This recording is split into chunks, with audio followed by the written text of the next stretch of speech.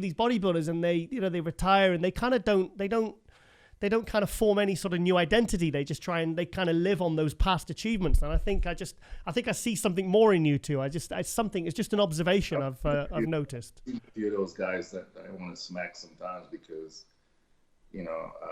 I had a conversation with someone yesterday. Yeah. And, the conversation that I was having is that, our sports has given us this huge platform,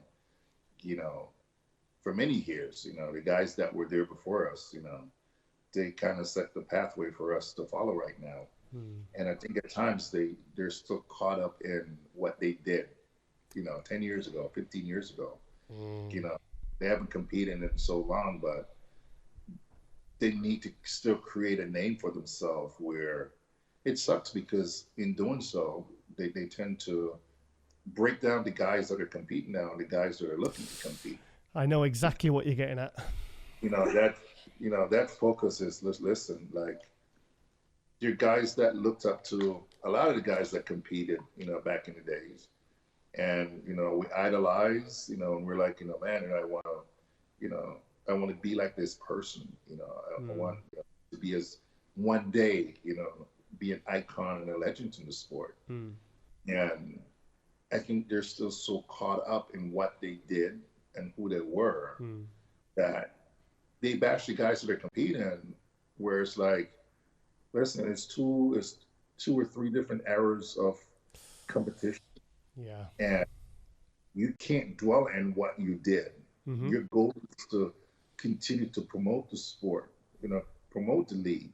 So someone on the outside is like, man, I want to do this. I want to compete like these guys. I want to be a champion like these guys, because we're still passing the torch, even though we're no longer competing.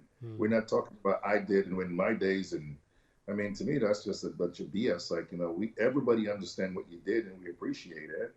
And now's the time for you to help promote and uplift the sport, so there are other people that wants to get into the sport and want to compete. And if I'm looking in and I see someone that is supposed to be, a legend or an icon, and you're bringing down and bashing a guy or any guy, it's like, holy crap, like, is this what you do after you get to a certain level? Yeah. It be like that, it's encouraging each other. Like, we're all in the same boat. I've often said out of many we're but one. And it's just that one missing link or that one person that feel as if the spotlight still needs to be in them, in what they say and what they do. And you're no longer competing. We understand what you did and we appreciate the pathway that you set for us.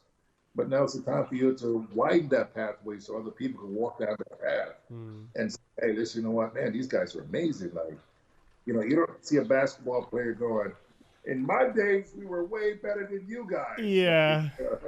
Like, seriously, dude, like, you're promoting the sport, you're promoting the Olympia, you're promoting the shows. You want to be, in a sense, an ambassador, even though you're no longer competing. You don't have to be, it doesn't have to be stored up in you as an ambassador. It's just something that you say, man, this sport has done great for me. I'm thankful for what it was able to provide for me.